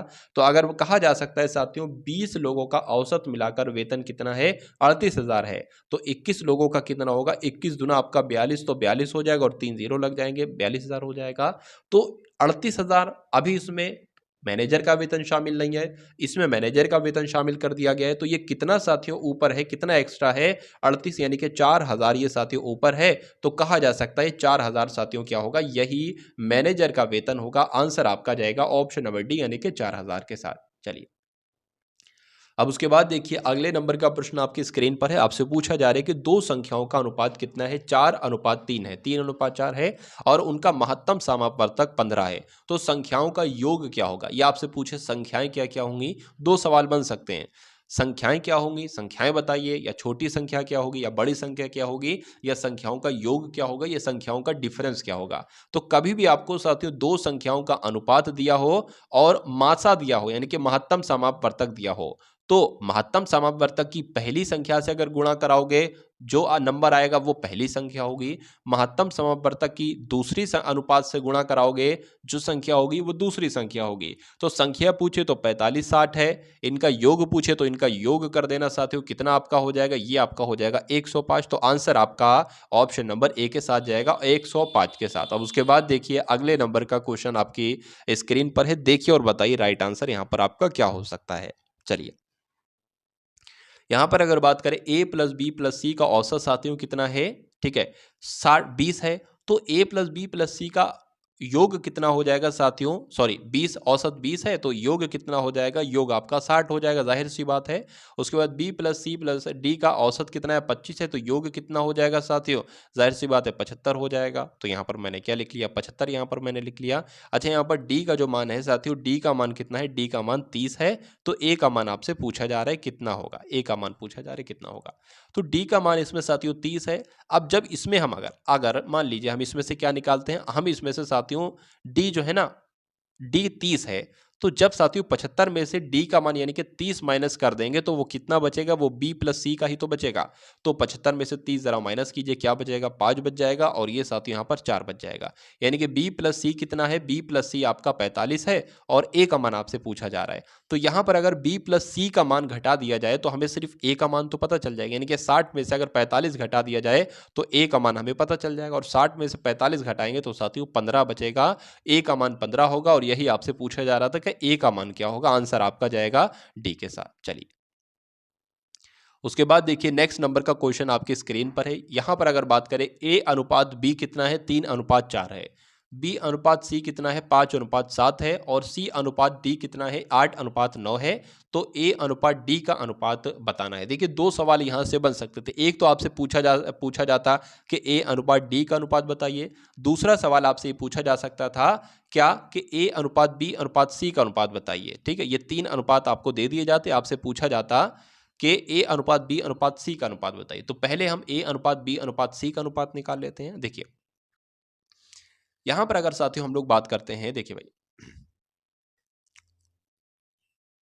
ठीक है ना, तो सबसे पहले जब हम a अनुपात b अनुपात c निकालेंगे कैसे, ये सबसे पहले आपको मालूम होना चाहिए। हम सबसे पहले निकलेंगे साथियों a अनुपात b का मान कितना है, 3:4 है, b अनुपात c का अनुपात कितना है साथियों, 5:7 है। तो हम इसकी कैसे गुणा कराएंगे, 3 की गुणा कराएंगे 5 से, 5 की गुणा कराएंगे 4 से, 4 की गुणा कराएंगे 7 से, यानी कि जो गुणा कराने पर साथियों निकलेगा वही तो a अनुपात b अनुपात c होगा। यानी कि जब 3 की 5 से गुणा कराएंगे तो a का मान निकलेगा 3×5 = 15, 5 की 4 से गुणा कराएंगे 5×4 = 20, ये मान निकलेगा b का, और 4 की गुणा 7 से कराएंगे तो ये मान निकलेगा साथियों c का। तो यही तो a अनुपात b अनुपात c है। बस इसको एक बार कट कर लो अगर कट हो पा रहा है, लेकिन ये कट हो नहीं पाएगा, तो यही आपका क्या हो जाएगा, a अनुपात b अनुपात c। ठीक है, अगर आपसे पूछा जाता कि a अनुपात c का अनुपात कितना है तो आप बता देते कितना है, 15:28 है।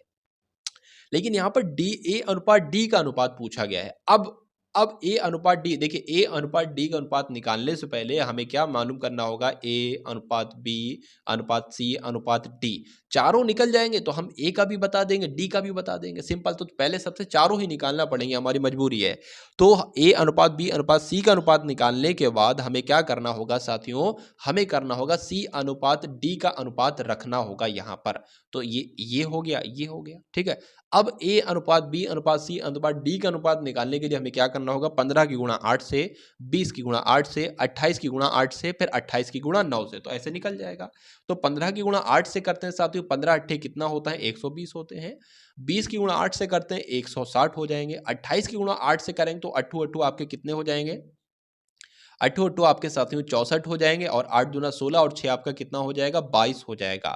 ठीक है, अब 28 की गुणा 9 से भी कराना है तो कितना हो जाएगा, अगर बात करें 9×8 72 आपके हो जाएंगे। ठीक, एक सेकंड, 9×8 आपके कितने हो जाएंगे, मैं करा लेता हूँ सही तरीके से। यहाँ पर ये मैंने खींच दी लाइन, और ये 9×8 आपके 72 हो जाएंगे, बस 7 बच जाएगा। ठीक है, 9×2 18 हो जाएगा, 18 और 7 साथियों कितना होता है, 25 होता है, यानी कि ये आ जाएगी। ये a अनुपात b अनुपात c अनुपात d तो आया है, लेकिन हमें a अनुपात d हम निकाल लेते हैं। a अनुपात d, a कितना है 120 है, और साथियों d कितना है 252 है, 252। इसका बस क्या, इसको वो कर लो साथियों, कट कर लो, यहाँ पर 60 आ जाएगा, ये आपका कितना आ जाएगा, 2 एकम 2, ये आपका 26 आ जाएगा। फिर से कट करोगे 60 को 2 से तो 30 आ जाएगा, ये आपका कितना आ जाएगा साथियों, इतना आ जाएगा। 3 से कट कर लो, 3 एकम 3 आ जाएगा, 3 दूना इतना आ जाएगा, 10×21 आ जाएगा। 10×21 साथियों ऑप्शन में है तो बिल्कुल है, आंसर आपका जाएगा ऑप्शन नंबर डी के साथ। ठीक है ना, तो बहुत साथियों आसान तरीके से मैंने आपको समझाया, इसलिए समय ज्यादा लगा है, लेकिन मैं यहां पर अगर करता तो 40 सेकंड से ज्यादा का टाइम नहीं लगता, 40-45 सेकंड से ज्यादा का टाइम नहीं लगता।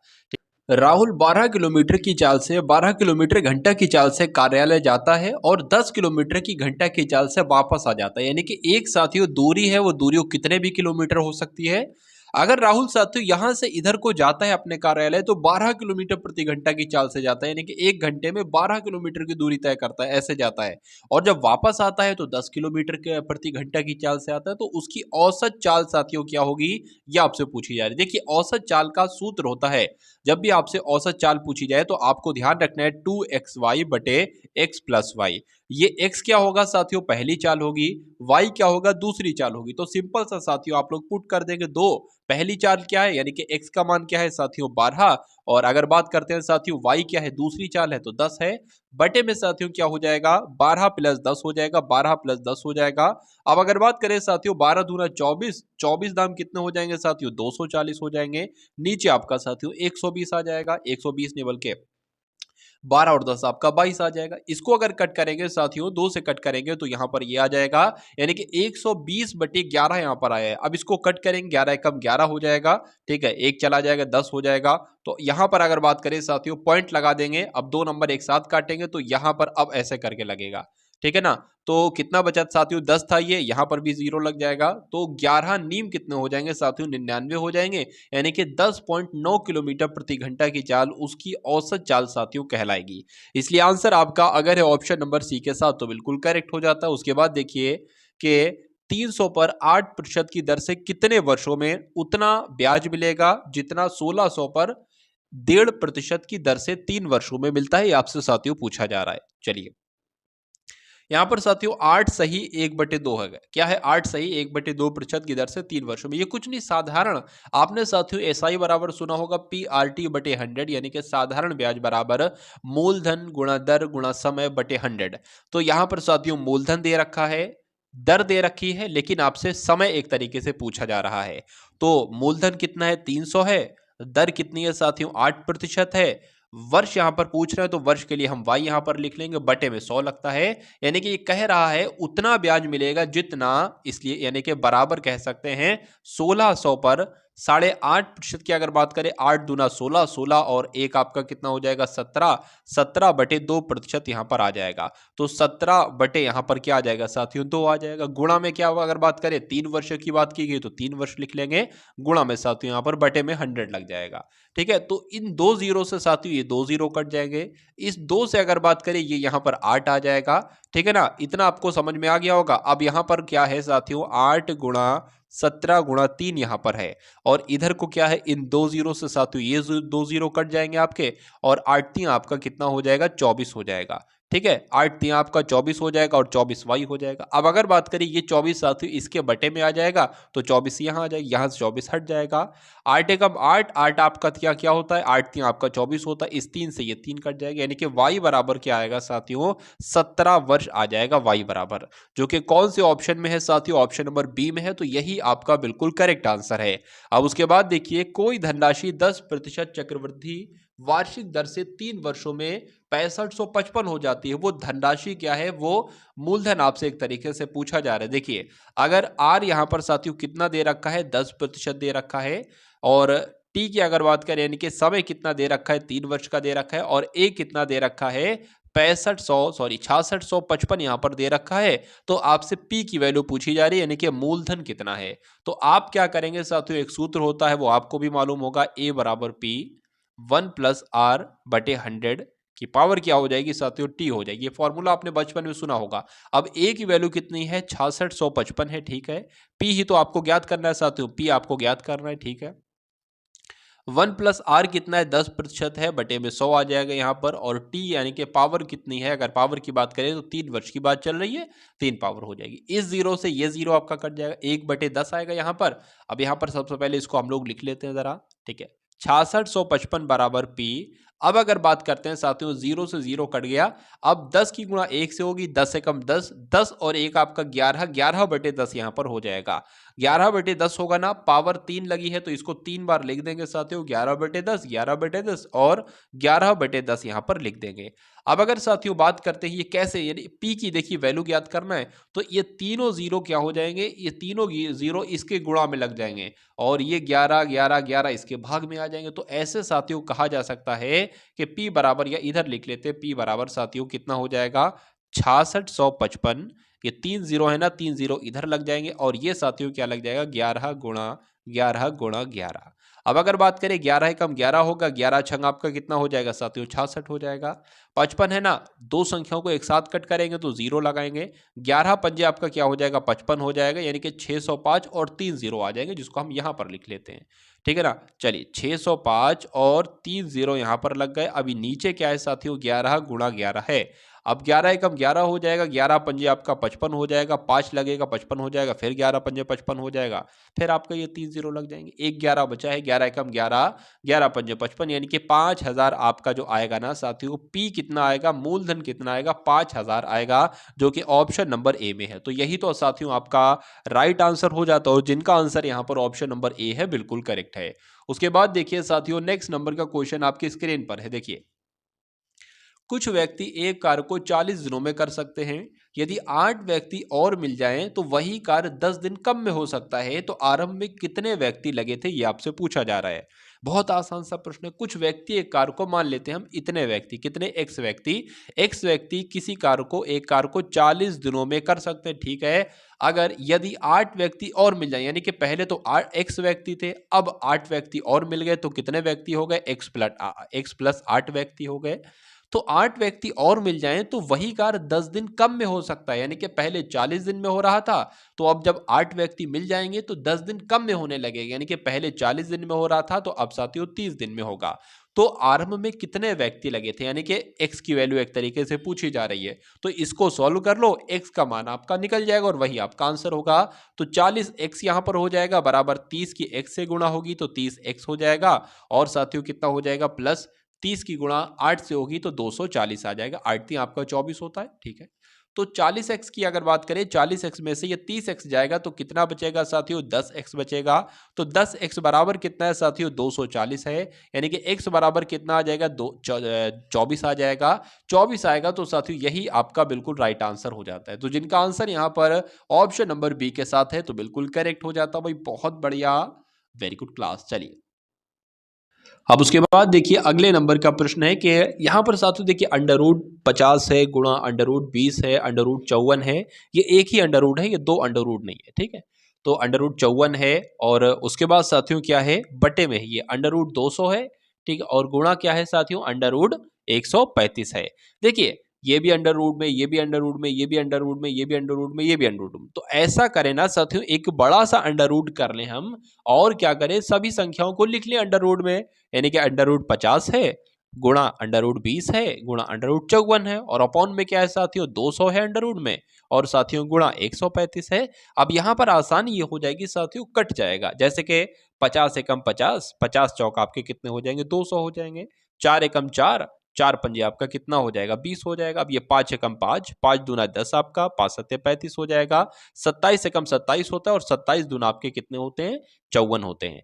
तो मुझे यहां पर साथियों क्या मिला, मुझे यहां पर सिर्फ अंडर रूट का 2 मिला, यानी कि कट पिट करके साथियों अंडर रूट 2 आया। तो इसलिए आंसर आपका किसके ऑप्शन के साथ जाएगा, ए के साथ जाएगा, अंडर रूट 2 आपका बिल्कुल राइट आंसर हो जाता है। अब उसके बाद देखिए अगले नंबर का प्रश्न है कि यदि किसी टैंक के 1/3 भरे होने पर उसमें 80 लीटर पानी आता है, ठीक है, तो उसके आधा भरे होने पर उसमें कितना लीटर पानी आएगा। अब हम सबसे पहले देखिए यहां पर ये लिखा हुआ है कि 1/3 भरा हुआ है, यानी कि मान लीजिए ये साथियों बाल्टी है, ठीक है, ये एक हिस्सा है, ये दो हिस्से हैं, तीन हिस्से हैं, तो कुल मिला के 1/3 जब भरा होगा तो उसमें 80 लीटर पानी आएगा। तो हम ये निकालें कि जब उसमें वो पूरी बाल्टी भरी होगी तो उसमें कितने लीटर पानी आएगा। सबसे पहले तो ये निकालेंगे ना, उसके बाद उसमें से आधा पानी हम गायब कर देंगे, आधा बचेगा और वही आपका आंसर होगा। तो कभी भी ऐसा लिखा हो कि 1/3 पानी भरा है तो उसमें 80 लीटर पानी है, या ऐसे लिखो 1/2 पानी भरा है तो उसमें 50 लीटर पानी है, तो कितना पानी होगा, कुछ नहीं, 2 की गुणा 50 से हो जाएगी, 100 हो जाएगा, 100 लीटर पानी कहलाएगा। यहां पर लिखा है 1/3 लीटर पानी भरा है और उसमें 80 लीटर पानी कहा जा रहा है, तो उसमें टोटल पानी कितना हो जाएगा, 3 की 80 से गुणा करा लो, 240 आ जाएगा। यानी कि उसमें 240 लीटर पानी भरा है। यानी कि अगर जब वो पूरी बाल्टी भर जाती है तो 240 किलो पानी उसमें आता है। ये पूछ रहे हैं कि अगर आधा भरा है तो उसमें कितना पानी आएगा। अरे भाई, आधा भरा है तो उसमें कितना पानी आएगा, 120 लीटर ही तो पानी आएगा। इसलिए आंसर आपका किस ऑप्शन के साथ जाएगा, 120 लीटर के साथ जाएगा। अब उसके बाद देखिए अगले नंबर का क्वेश्चन आपकी स्क्रीन पर है। आपसे यहां पर पूछा जा रहा है कि ए एक कार्य को 6 दिनों में करता है, बी उसी कार्य को 12 दिनों में करता है। यदि दोनों एक साथ काम करें तो कार्य खत्म करते हैं तो ए कार्य कितना कार्य पूरा करेगा, ये आपसे साथियों पूछा जा रहा है। बहुत अच्छे लेवल का साथियों ये क्वेश्चन आपकी स्क्रीन पर है। चलिए तो ध्यान से देखेंगे साथियों और बताने की कोशिश करेंगे राइट आंसर। ठीक है, तो ए एक कार को 6 दिनों में खत्म करता है, तो लिख सकते हैं साथियों ए एक कार को 6 दिन में खत्म करता है, बी उस कार को 12 दिनों में खत्म करता है। यदि दोनों एक साथ कार्य खत्म करते हैं तो ए ने कितना कार्य किया। तो देखिए सबसे पहले साथियों हम लोग ये कह सकते हैं कि ए का एक दिन का काम कितना है, ए का एक दिन का काम है 1/6 और बी का एक दिन का काम कितना है, बी का एक दिन का काम है 1/12। दोनों अगर मिलकर काम करते हैं तो उनका एक दिन का काम कितना निकलता है, ये दोनों को हमने साथियों जोड़ लिया। ये हमें जब इसको कैलकुलेट करेंगे ना तो क्या निकलेगा साथियों, दोनों का एक दिन का काम निकलेगा। तो ये साथियों 12 कम 12 हो जाएगा, प्लस 6 आ जाएगा और नीचे क्या हो जाएगा, 12 छंग आपके 72 हो जाएंगे। क्या निकलेगा साथियों, 18/72 निकलेगा। और इसको जब कट करेंगे ना साथियों तो कितना निकलेगा, 18 को साथियों जब 72 से कट करेंगे तो 1/4 आ जाए, क्योंकि 18 चौक 72 होते हैं। तो कहा जाए ये जो 1/4 आया है साथियों, ये क्या है, आपको ध्यान रखना है कि ए प्लस बी का एक दिन का काम है। ए बी मिलकर काम करते हैं तो ये एक दिन का काम है। अब जब साथियों ए और बी मिलकर यानी कि एक दिन का काम है तो 4 दिन में वो काम समाप्त भी होता है। यानी कि ये टोटल काम कितने दिन में करते हैं, 4 दिनों में ये टोटल काम करते हैं। टोटल जो काम करते हैं ना 4 दिनों में वो समाप्त हो पाता है। अब अच्छा ए का एक दिन का कार्य कितना है, ए का एक दिन का कार्य 1/6 है और 4 दिन टोटल काम करता है। तो साथियों कहा जा सकता है कि ए कितने दिन में ए कितना कार्य करेगा, ए कार्य करेगा साथियों 2 एकम 2 दूना 4 और 2 3 6 आपका हो जाएगा, 2 दूना 4 हो जाएगा, यानी कि 2/3 कार्य करता है साथियों कौन, ए। तो इसलिए आंसर आपका जो जाएगा वो ऑप्शन नंबर बी के साथ जाएगा। उसके बाद देखिए साथियों नेक्स्ट नंबर का क्वेश्चन है कि एक पंखे का अंकित मूल्य 1500 रुपए है और अंकित मूल्य पर 20% की छूट दी जाती है। तो ग्राहक को 1104 में खरीदने के लिए इसके अतिरिक्त कौन सी छूट दी जाती है, ये आपसे पूछा जा रहा है। बहुत अच्छा क्वेश्चन साथियों आपकी स्क्रीन पर है। देखिए एक पंखे का अंकित मूल्य यानी कि एक पंखे पर साथियों कितने रुपए अंकित है, 1500 रुपए अंकित है। अंकित मूल्य पर यानी कि 1500 पर अगर 20% की छूट दी जाती है तो 15% पर साथियों जब 20% की छूट दी जाती है तो ये हमें 80% में पड़ेगा। यानी कि जब इसको साथियों कैलकुलेट कराओगे ना साथियों तो इस जीरो से ये जीरो कट जाएगा, 15 8 120 हो जाएगा, यानी कि 1200 में पड़ता है। जब 20% की छूट दी जाती है तो ये 1200 में पड़ता है। अगर इसको साथियों 1104 में खरीदना हो तो कितनी छूट दी जाएगी, तो कितनी छूट दी जाएगी साथियों, 1200 में से अगर बात करें साथियों 1104 को अगर घटाएंगे तो कितने बचेंगे साथियों, 96 बचेंगे। तो 96 की हम निकाल लेंगे। ठीक है, यहां पर साथियों क्या आ जाएगा, 1200 आ जाएगा। ये 2 जीरो से ये 2 जीरो कट जाएंगे, 12 के 12 साथियों 12 अट्ठे कितने होते हैं, 12 अट्ठे 96 होते हैं। तो 8% की साथियों छूट दी जाएगी। आंसर आपका जाएगा ऑप्शन नंबर ए के साथ। उसके बाद देखिए अगले नंबर का क्वेश्चन है 4/5 है का 5/8 है गुणा 6 + 15 - 10 है। इसको सरल आपको करना है, इसको साथियों कैलकुलेट आपको करना है। मैं आपको कई बार बता चुका हूं जब भी का लिखा हो ना उसका मतलब होता है गुणा, यानी कि 4/15 गुणा 5/8 हो जाएगा प्लस 6 प्लस आपका इसको घटा लेते हैं साथियों 5 यहां पर बच जाएगा। ठीक है ना, अगर बात करें साथियों 5 से या 15 कट जाएगा 3 हो जाएगा, इस 4 से ये का आपका कट जाएगा 2 हो जाएगा, यानी कि 1/6 आ जाएगा प्लस यहां पर कितने आ जाएंगे, यहां पर 11 आ जाएंगे, इसको 1 मान लेते हैं हम। तो इसको जब साथियों कैलकुलेट करेंगे ना तो 1 आ जाएगा, 11 छंग आपका 66 हो जाएगा और 6 आ जाएगा, यानी कि 67 साथियों 6 यहां पर आपके सामने बचे जाएगा। ठीक है, तो यहां पर आपका क्या आ रहा था, 67/6 आ रहा था। तो हो सकता हो टाइपिस्ट से कुछ प्लस माइनस की यहाँ पर कुछ भूल चूक हो गई हो, इसलिए आंसर आपका एक्यूरेट नहीं आ पा रहा है। खैर कोई नहीं, जो तरीका था वो तरीका मैंने आपको बताया। इन बातों को आपको ध्यान रखना है, सही आंसर तक आप पहुंच जाओगे। उसमें प्लस माइनस की हो सकता हो कुछ मिस्टेक हो। चलिए अगले नंबर का प्रश्न देखिए, राम ने अपनी घड़ी 220 रुपए में बेची। इस प्रकार उसे 10% का लाभ हुआ। तो घड़ी का लागत मूल्य क्या था, यानी कि घड़ी को उसने कितने रुपए में खरीदा था। देखिए 10% के लाभ पर बेची जा रही है 120 रुपए की, यानी कि साथियों 110% की वैल्यू कितनी है, 220 रुपए है। आपसे 100% की वैल्यू पूछी जा रही है। तो अगर बात करें साथियों, ये 110 जो है वो नीचे आ जाएगा और गुणा हम कर देंगे साथियों 100 से इसकी। अब अगर बात करें इस जीरो से ये जीरो कैंसिल हो जाएगा, 11 एकम 11, 11 दूना आपका 22 हो जाएगा, यानी कि 2 की 100 से गुणा करोगे तो साथियों 200 आएगा। तो कहा जा सकता है घड़ी को उसने साथियों 200 रुपए में खरीदा था और 220 रुपए में बेचेगा, तभी तो उसको 10 रुपए का प्रॉफिट होगा। उसके बाद देखिए साथियों, अगले नंबर का प्रश्न आपकी स्क्रीन पर है, देखिए और बताइए राइट आंसर यहां पर आपका क्या हो सकता है। एक आयताकार है, पार्क है एक आयताकार। तो मैं देख लेता हूं यहां पर साथियों, एक ही आयताकार पार्क है। पार्क की लंबाई की बात करें साथियों तो 8 मीटर है और चौड़ाई की बात करूं साथियों तो 6 मीटर है। इसके विकर्ण की लंबाई क्या है, विकर्ण क्या होता है साथियों, जो ऐसे यहां पर एक लाइन आती है इसको विकर्ण कहा जाता है। आपसे पूछा जा रहा है साथियों कि इसकी लंबाई कितनी है, 8 है, इसकी लंबाई 6 है, तो विकर्ण की लंबाई क्या होगी।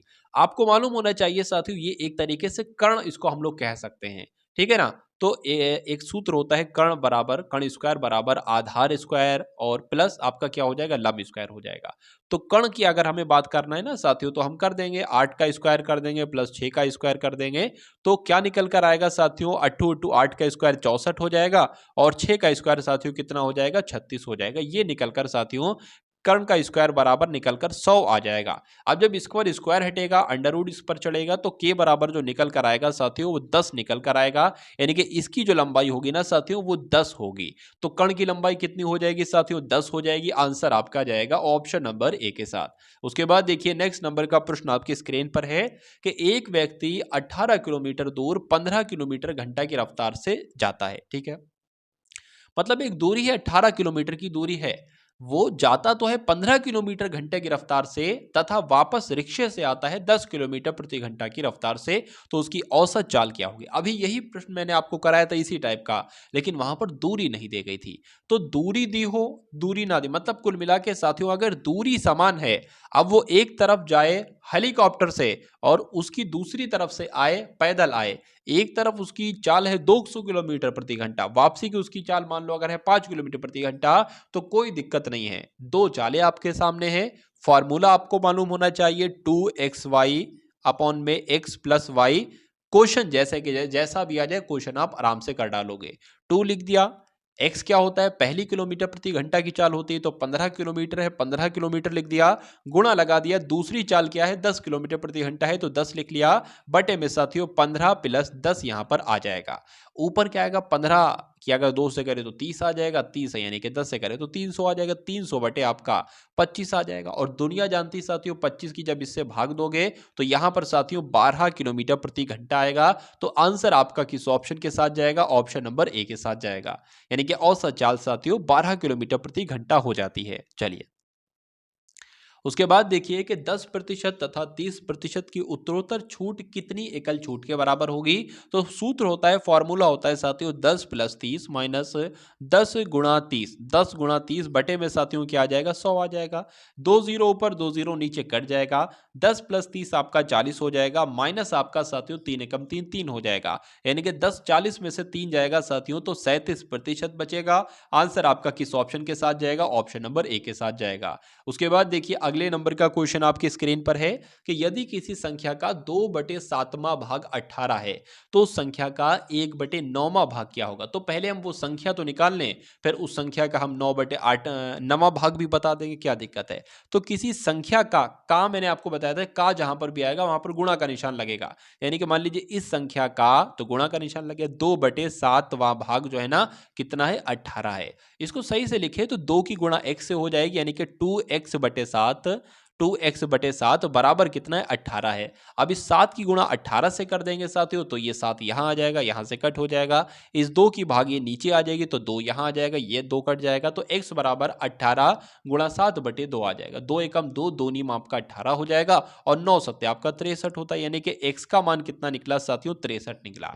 अब यहां पर तो उस संख्या का 1/9वां भाग कितना होगा, संख्या ये है, इसका 1/9वां भाग कितना होगा, 9 एकम 9, 9 सत्ते 63 हो जाएगा, साथ एकम 7 हो जाएगा। यानी कि साथियों अगर बात करते हैं ना 7 आपका आंसर जाएगा जो कि आपका ऑप्शन नंबर डी में है। तो जिनका आंसर यहाँ पर ऑप्शन नंबर डी है तो बिल्कुल करेक्ट हो जाता भाई, बहुत बढ़िया, वेरी गुड क्लास। तो ये आपने देखे साथियों एसएससी जीडी एग्जाम के लिए पूरे 80 प्रश्न है।